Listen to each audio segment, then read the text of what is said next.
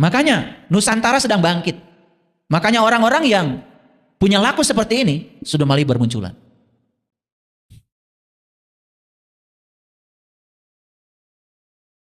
Bapak Ibu, air mengalir dari mana? Dari gunung. Ada nggak dalam diri kita air mengalir? Ada, darah. Betul nggak? Berapa persen air di kepala ini? Menurut biologi, 80% loh. Makanya kalau gunung coba dihancurkan, babat hutannya, tidak bisa menyimpan air lagi. Banjir bandang. Sama apa yang terjadi di semesta, terjadi di dalam diri kita. Perhatikan saya semuanya. Gunung dihancurkan, hancur alam semesta ini. Gunung ini dihancurkan, silakan. Gak usah diurus. Pikiran gak usah diurus. Apapun masukkan ke sini. Darah tinggi, hipertensi, diabetes, segala penyakit datang. Makanya di gunung ada mata air. Orang Sunda bilang mata cai. Betul? Kan di kepala kita juga ada cai mata. Air mata. Di gunung ada mata air, di kita ada air mata. Saatnya harus mengalir, mengalir aja Bapak Ibu. Kalau itu bisa menyembuhkan, gak apa-apa. Banyak yang konsultasi sama saya. Belum ngomong dengan saya, baru ketemu udah mengalir. Udah, ngalir aja dulu. Kalau itu bisa mengurangi beban, nggak apa-apa daripada ditahan-tahan. Ya, karena apa? Secara psikologis, ketika air mata mengalir, bisa jadi meringankan beban yang ada di dalam. Keren banget. Makanya gunung juga harus mengalirkan air.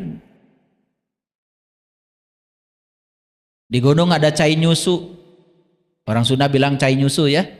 Di raga ada air susu. Jadi makanya semua yang ada di alam makro itu sebenarnya ada di alam mikro kita. Cuman kita nggak sadar. Karena kita sudah tidak kenal lagi wajah asli kita sendiri. Makanya lihat Bapak Ibu, ya, semua yang kejadian di semesta yang rusak sekarang ini, sebetulnya rusaknya berasal dari sini. Ya, semua di sini. Di gunung ada selokan nggak Bapak Ibu? Biasanya kalau selokan itu mengalir air yang keruh, betul? Di kita ada nggak selokan mengalirkan air yang keruh? Ada? Ada, piraku. Perlu dijelaskan. Betul? Iya. Yang keruh-keruh kan dari situ. Dari depan, dari belakang. Kiru. Berbau teh. Bau jengkol. Hebat ya. Makanya semua itu ya dari situ Bapak Ibu. Makanya gunung itu kudu dipupusti. Lihat tuh saudara-saudara kita di Baduy. Dijaga, dipupusti. Kenapa? Sebetulnya leluhur kita itu hanya ingin mengisyaratkan. Jaga dari sini ke atas. Kenapa? Ini adalah tetengger. Tetengger. Ini pasak. Mana buminya? Nih bumi kita. Pasak bumi. Di sini pasak. Hebat. Makanya kenapa di Quran banyak istilah gunung? Keren sekali. Keren gak Bapak Ibu? Keren. Namanya ngartos? Karunya. Makanya untuk ngurusi negara ini harus ada pamerentah. Pamerentah. Nah, jadi pamarentah. Jadi sebenarnya istilahnya awalnya pamerentah. Tahu merenah? Merenah itu menata. Nah. Ya, pamerentah jadi pamarentah. Makanya dalam ajaran leluhur kami di sini di Parahiang ada namanya Rama, Resi, Ratu, disebut Tritangtu. Nah, bahasa PMP-nya dulu, bahasa PPKI-nya legislatif, yudikatif, eksekutif kan gitu. Ya, pernah belajar dulu kan PPKN? Berapa nilainya? Niron. Makanya dulu kan kalau PMP itu pendidikan moral Pancasila 5 naik kelas dulu. Betul nggak? Masih ingat ya? Ya itu yang zaman dulu nih, generasi apa namanya itu? Kolonial. Makanya ada pepatah dari leluhur kita, ulah jadi pamimpin lamun acan jadi manusia. Sabab dina mimpina bakal ngerusak negara, ngabalangsakeun rahayat. Bapak Ibu, maaf saya bukan menyepelekannya. Dulu kalau yang mau jadi pemimpin harus di kalangan ningrat. Dulu harus di kalangan keluarga terpandang. Nah ini harus dibahas nih. Kenapa dari terpandang itu lebih bagus? Karena kan dia dibesarkan dalam atikan, didikan, betul ya?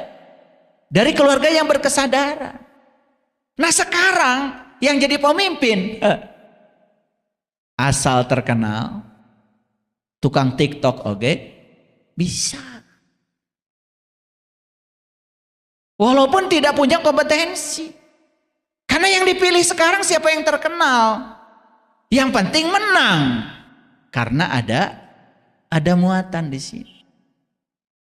Padahal kata leluhur kita, ulah jadi pamimpin lamun acan jadi manusia. Jadi untuk jadi pemimpin teh kudu jadi manusia heula. Tahu manusia? Nanti baca buku saya di depan itu, menjadi manusia. Baca ya. Baca dulu, beli dulu. Ah itu iklan saja, iklan ya. Harus ada iklan, dari tadi belum ada iklan ya. Harus ada yang lewat dulu sedikit. Nah makanya untuk menjadi pemimpin itu harus memenuhi beberapa syarat. Kudu bener-bener bener. Soklah terjemahkan. Ya. Harus benar-benar berisi, gitu maksudnya. Benar-benar bener. Awas, makanya diajar bahasa Sunda. Baru dak ayeuna geus teu barisa nyebut bener ge. Betul nggak? Kudu benar-benar bener. Bener itu apa? Harus benar-benar berisi. Nah, bahasa leluhur kita legok tapak, genteng kade. Berpengalaman. Nah, karena sudah berpengalaman maka dia sudah selesai dengan dirinya sendiri. Makanya ada namanya hasta brata, 8 laku seorang pemimpin. Pertama seorang pemimpin itu harus seperti matahari. Tahu matahari Bapak Ibu? Lihat saya semuanya. Matahari itu bersinarnya searah. Dan matahari itu tidak pernah minta tagihan ke bumi, nggak pernah. Tidak transaksional pemimpin itu. Matahari itu membangkitkan kesadaran. Coba begitu matahari terbit, harudang tah jelema. Betul? Begitu matahari terbit, bangkit kita dari tidur kita. Jadi pemimpin itu harus punya kemampuan membangkitkan kesadaran rahayatnya.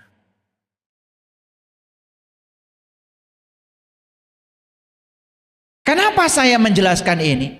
Saya bangga dengan negara ini punya sumber daya alam yang sangat luar biasa. Kita ini negara kaya tapi miskin. Padahal banyak negara miskin tapi kaya.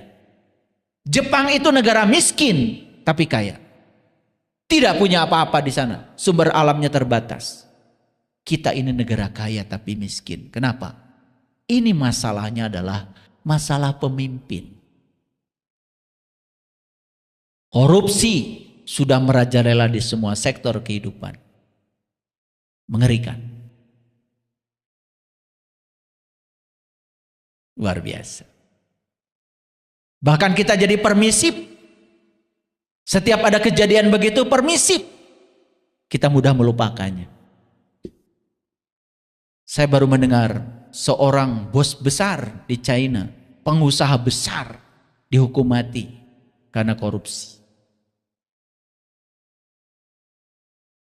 Kita tidak, sangat permisi.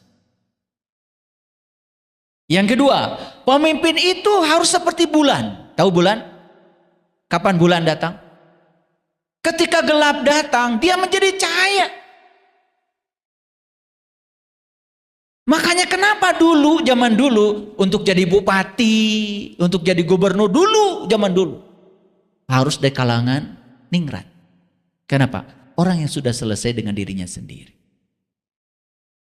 Kekayaannya sudah cukup, ilmunya sudah cukup, dan dia siap menjadi pelayan bagi rakyatnya. Bukan ingin dilayani rakyatnya. Dibalik. Ini harus saya bahas, karena ini ajaran leluhur, ini ajaran Nusantara. Dan semua orang harus mendengar ini. Saya tidak punya kepentingan apa-apa, karena saya bukan siapa-siapa. Tapi saya adalah rakyat Indonesia yang cinta tanah air. Saya harus bicara ini. Pemimpin itu harus seperti bintang. Tahu bintang? Bintang itu selalu dijadikan arah, kompas, penunjuk arah. Dulu kalau orang melaut, yang jadi penunjuk arahnya bintang. Pemimpin itu harus menjadi penunjuk arah. Bukan sekadar arah kehidupan di dunia. Termasuk arah untuk kehidupan pulang. Rakyatnya mulihkan jati mulang kasa. Makanya kudu legok tapak genteng kadek. Harus benar-benar benar. Cok. Benar ilmunya, berisi. Benar kebijaksanaannya, benar kesabarannya, benar hartanya. Akan korupsi. Dan semua orang yang korupsi itu adalah orang-orang yang kekurangan.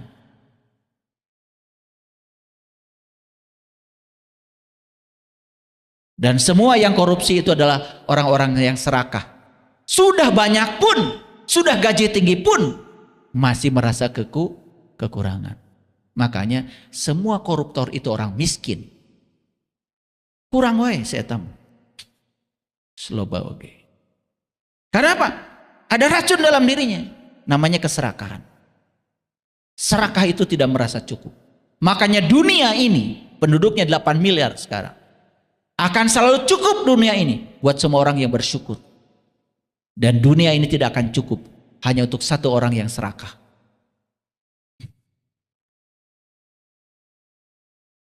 Yang keempat, pemimpin itu harus memiliki sifat air. Tahu air? Coba Bapak Ibu, air masukkan ke wadah. Dia akan memenuhi wadah itu. Dan permukaannya selalu datar, apapun wadahnya. Selalu rata. Dan air itu sebagai sumber kehidupan. Pemimpin itu harus rata. Jarang ada pemimpin mau berkunjung ke rumah-rumah rakyat. Jarang. Jarang.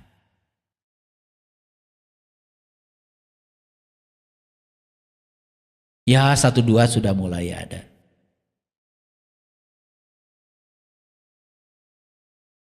Pemimpin itu harus memiliki sifat api. Tahu api? Api itu, coba kertas bakar. Habis tuh sama api. Api itu punya sifat selalu tuntas.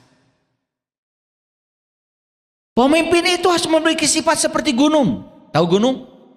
Oh, gunung itu lambang kegagahan, teguh pendirian. Pemimpin itu harus punya seperti angin, sifat seperti angin. Tahu angin? Coba sekarang. Ini ada angin nggak di sini? Ada. Angin itu mendatangi semuanya. Ada nggak yang tidak kebagian angin sekarang? Nggak ada. Angin itu selalu mendatangi semuanya. Tidak pilih kasih. Pemimpin itu harus memiliki sifat seperti tanah. Tahu tanah Bapak Ibu? Tanah mah dijejek, diinjek, dipacu, tetap aja memberikan kehidupan. Tuh. Jadi pemimpin itu mau dihina, mau diapa, tetap saja memberikan kehidupan. Ada nggak kira-kira 8 laku seorang pemimpin itu hasta brata di pemimpin kita saat ini? Ada? Ya. Makanya Nusantara sedang bangkit. Makanya orang-orang yang punya laku seperti ini sudah mulai bermunculan. walaupun belum banyak. Ya. Bapak Ibu yang saya cintai,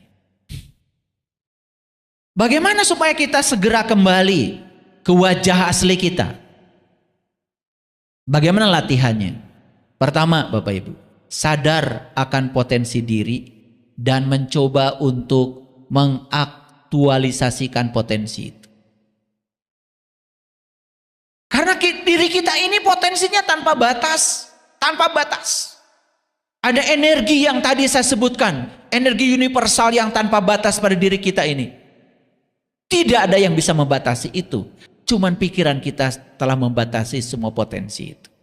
Maka sekarang menjadi pribadi yang aktif, terus berkarya, kan tahu sebaik-baiknya manusia yang berguna bagi manusia yang lain. Tidak hidup hanya untuk diri sendiri. Mulai sekarang mengabdi, ketika dikasih bakat amanah Allah, kembangkan bakat itu. Mulai berkarya. Mulai belajar hidup yang bermakna. Bermakna bagi diri sendiri, bermakna bagi orang lain. Belajar menerima perjalanan hidup sebagai pertumbuhan. Jadi semua yang terjadi dalam hidup ini, cara semesta untuk memanggil kita supaya tumbuh jiwa kita. Lepaskan benar salah, baik buruk. Lepaskan segala dualitas. Yang kedua, sadar akan potensi diri. Ya, ini masih yang tadi, sadar akan potensi dan mengaktualisasikannya. Belajar merasakan kebahagiaan sekecil apapun, bersyukur. Belajar untuk selalu menjadi pribadi yang matang, tenang, sadar, bijaksana. Belajar hidup yang mencerahkan. Makanya perlu kajian-kajian seperti ini. Belajar menjadi sumber cahaya yang menerangi sekitar. Belajar hidup selaras dengan alam semesta, bersyukur dan selalu berterima kasih. Makanya sekarang rubah doanya. Doa itu bukan permintaan. Coba sekarang rubah doanya jadi pengakuan. Terima kasih ya Allah atas berkah yang telah Engkau berikan padaku. Terima kasih ya Allah atas cinta kasih-Mu kepadaku. Stop meminta-minta. Mengakui semua pemberiannya. Itu yang akan melipat gandakan nikmat kita. Rubah sekarang sedikit-sedikit. Mulai sekarang coba belajar menguasai emosi. Tentu saja ini hanya kerangkanya Bapak Ibu. Bapak Ibu harus belajar. Harus belajar meditasi, belajar hening, belajar kontemplasi. Banyak yang harus dipelajari. Bukan tidak boleh marah. Bukan tidak pernah marah. Bukan tidak pernah kecewa. Bukan tidak pernah sedih. Tetapi ketika itu terjadi, belajar mengatur emosi, lebih sadar lagi. Ketika marah itu saya sedang menghancurkan diri saya. Makanya belajar olah nafas, belajar hening, banyak pelajarannya. Jadi untuk menemukan wajah asli kita kembali itu, tidak cukup hanya berbangku tangan Bapak Ibu. Tidak cukup. Tahu kapan harus tenang, meskipun dalam situasi yang sulit dan ketidakpastian. Karena hidup itu selalu akan menemukan situasi yang tidak pasti. Tapi tahu kapan harus tenang. Tahu kapan harus tegas, tanpa harus melukai. Tetapi dengan tujuan yang edukatif. Boleh marah pada anak? Boleh. Tapi marahnya itu bukan mengeluarkan kata-kata yang melukai. Tegas. Tidak melukai. Tapi untuk tujuan yang edukatif. Makanya Bapak Ibu, kalau mau jujur, marah saja harus ada pelatihannya. Bapak Ibu harus diajarkan cara marah. Marah yang edukatif gimana caranya? Ini dianggap kecil. Padahal banyak yang konsultasi dengan saya menyesal. Karena apa? Sering marah pada anak.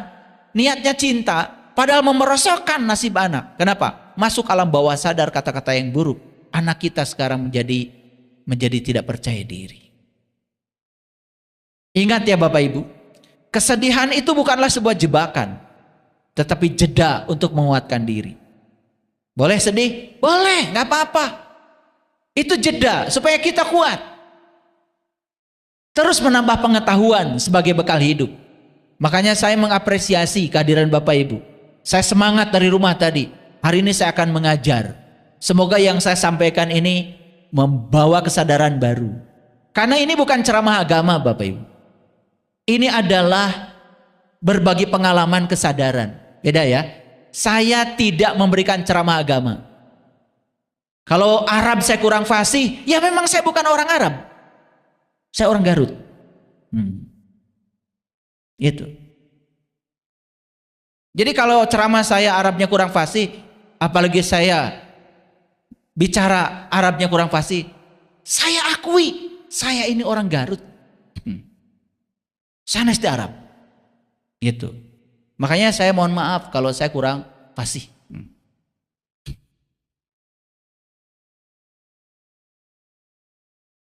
Menyadari bahwa belajar itu seumur hidup.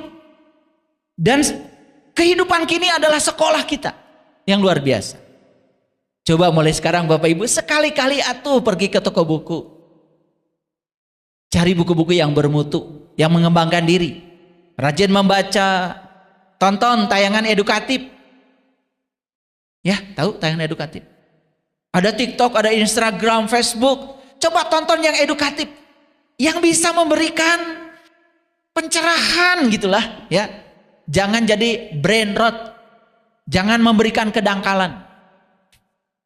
Coba mulai berdiskusi dengan orang-orang yang dianggap bijaksana. Yang luas wawasannya. Tambah wawasan, upgrade diri kita.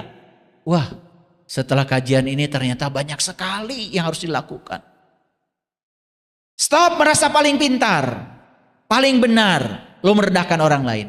Karena orang yang merasa dirinya paling pintar, dia akan berhenti belajar dan dia akan jatuh jadi orang bodoh. Makin bijak, makin rendah hati, belajar bertanggung jawab pada setiap keputusan. Ingat Bapak Ibu, setiap keputusan, setiap pilihan ada risiko di belakangnya. Belajar bertanggung jawab pada setiap pilihan. Tongsok nempuhkeun ka batur. Nggak akan jadi diri sendiri itu. Semangat mengembangkan diri, ya. Tahu mengembangkan diri. Bukan 50 kilo jadi 90 kilo. Ya. Mengembangkan diri, menyadari bahwa hidup bukan hanya untuk bertahan. Ingat ya, hidup itu untuk berkembang. Lihat saya semuanya. Banyak orang yang hidupnya hanya untuk bertahan. Bertahan hidup aja gitu. Tapi tidak berkembang. Hidup itu bukan hanya untuk bertahan Bapak Ibu, untuk berkembang. Kan tadi ada yang datang ke sini ingin hidup bahagia, ingin nyaman, ya toh? Ya. Semangat belajar, menggali potensi baru, meningkatkan skill dan kemampuan diri. Lihat saya semuanya. Skill itu ada yang bersifat pikiran, namanya keterampilan berpikir. Mulai dari mengingat, memahami, menerapkan, menganalisis, mengevaluasi, mensintesa, itu skill. Itu skill namanya soft skill. Itu keterampilan berpikir. Yang kedua skill nih, keterampilan vokasi. Ya, keren. Menjelajahi hal baru yang sebelumnya belum pernah terbayangkan. Jangan gitu-gitu aja belajar. Semua pelajaran lama yang tidak menolong, yang membuat kita hidup susah, pasea wae, gering, tinggalkan. Memasuki kehidupan baru. Wah, di semesta ini banyak sekali ya yang menakjubkan. Membangkitkan bakat terpendam dan potensi diri. Bapak Ibu itu datang ke dunia ini, saya kasih tahu ya, semua yang ada di dunia ini jenius di bidangnya masing-masing. Cuman kenapa kelihatan idiot? Salah tempat. Disiapkan oleh Allah bakatnya catering, diajar matematika. Disiapkan oleh Allah bakatnya itu menata ruangan interior, diajar fisika. Ya sama dengan ikan. Ikan tuh jenius di laut, di cai, di air. Tapi kalau dia disuruh memanjat pohon jadi bodoh. Laut. Nah, semua orang kelihatan bodoh salah tempat. Itu aja saya kasih tahu. Makanya harus dikompas diri tuh, harus di profiling. Aduh, terlambat ya kalau teing. Sudah setua ini tidak menemukan sebetulnya saya ini oleh Allah dikasih bakat apa, jenius saya di bidang apa. Sampai setua ini belum menemukan, aduh karunya.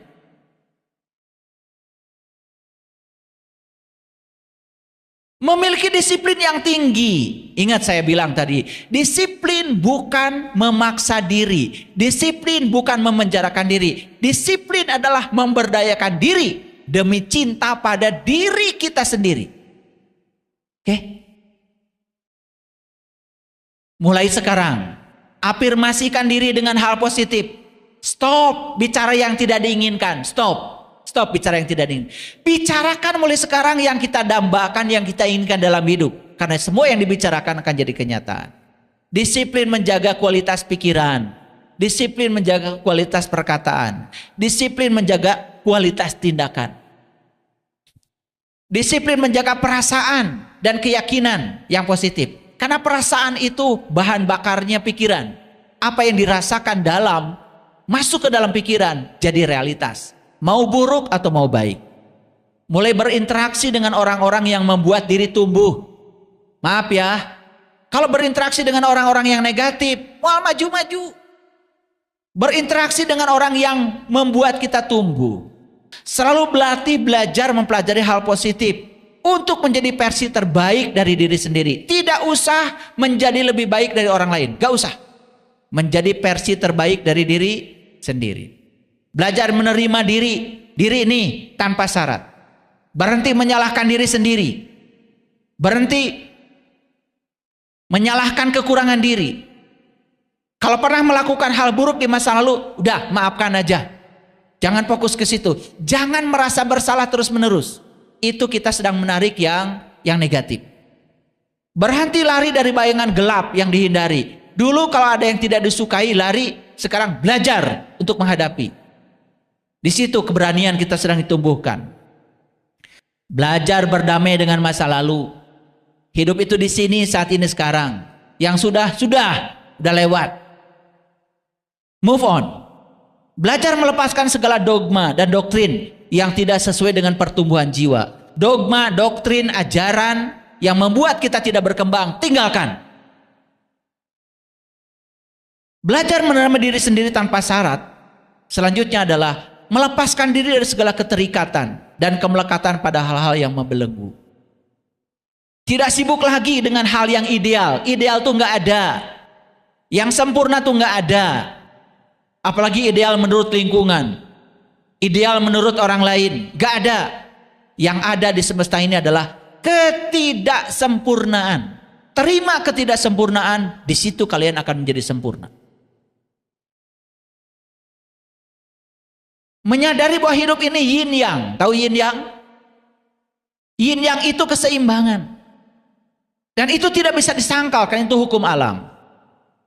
Di alam semesta ini ada kekuatan yang bertentangan. Tetapi yang bertentangan bukan untuk ditandingkan.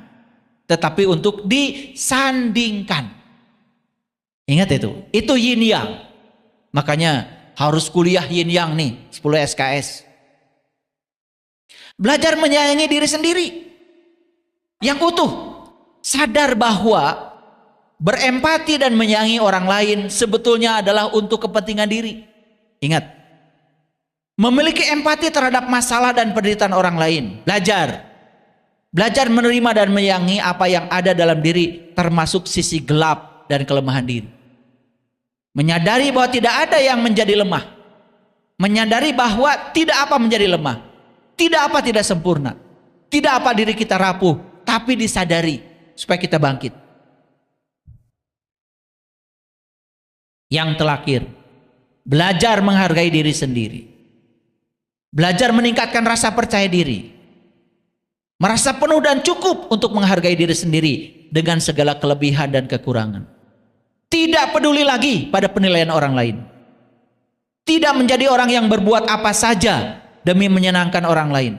Jangan jadi orang bodoh baik hati. Tahu orang bodoh baik hati? Ya. Demi untuk orang lain, menyenangkan orang lain sampai menyakiti diri sendiri. Itu namanya orang bodoh baik hati. Belajar menghargai diri sendiri walaupun mungkin dunia tidak berpihak kepada kita.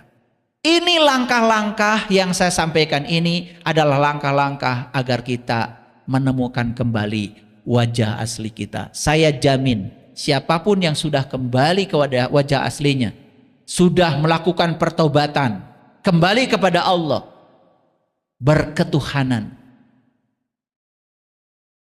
memiliki sifat-sifat Tuhan dalam dirinya, saya jamin hidupnya penuh dengan keberlimpahan, hidupnya sangat menakjubkan, bahkan nyaris tanpa upaya yang keras, hidupnya dipenuhi oleh kebahagiaan.